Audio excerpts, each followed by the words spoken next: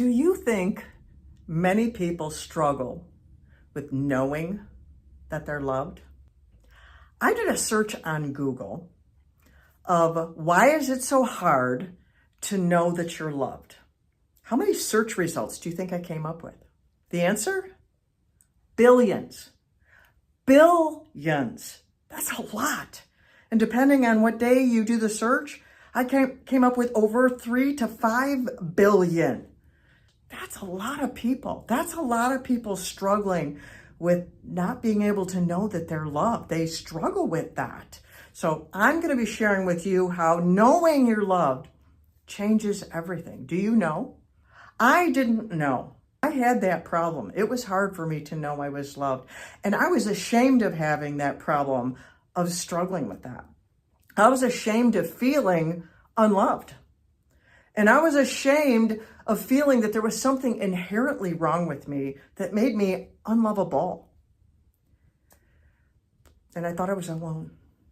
But look at this, the results, the stats. Clearly, I was not alone. That was a lie. And it's a lie that we are not loved if we are believing that. That is a lie. But there's a reason why we get there. But I digress. When we are struggling with knowing that we're loved, we can run into well-meaning Christians that say, well, you just need to come to Jesus and he'll just make it all better and you'll know that Jesus loves you, you'll change everything. Well, that was not my experience. When I came to Jesus, it actually made it worse because I didn't know I was loved and I should know I was loved. So I felt even more ashamed after that. Why? Why did I struggle with that? People said Jesus loves me. Well, I had heard other things too that were contrary, and I lived things that were contrary to that as well.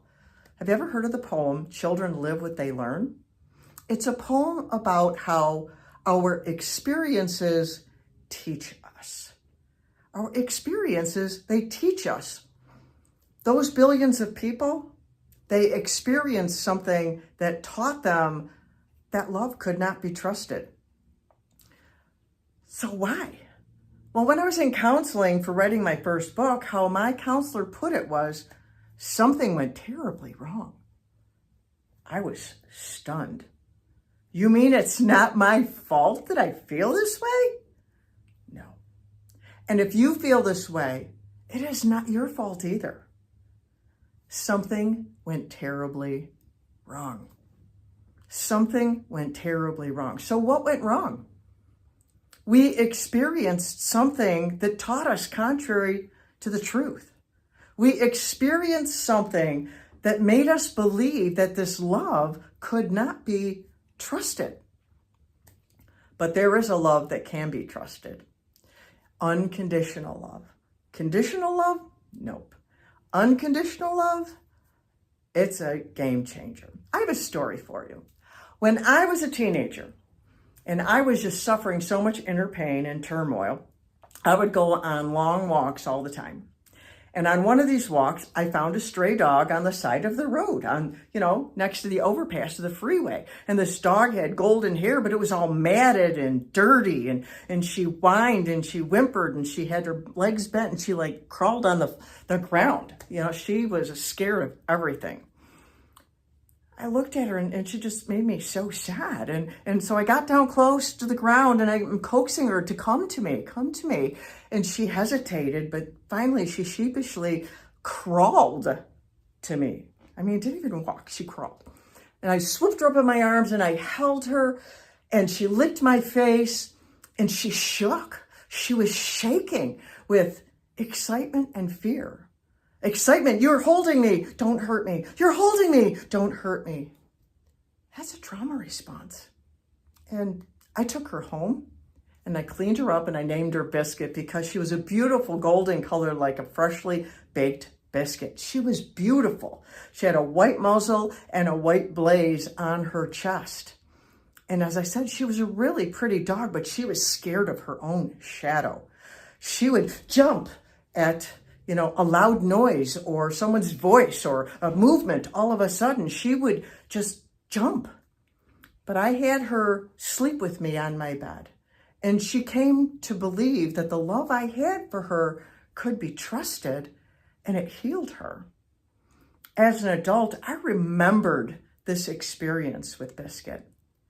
And I saw how I was like her. She cowered and shook on the outside. I cowered and shook on the inside.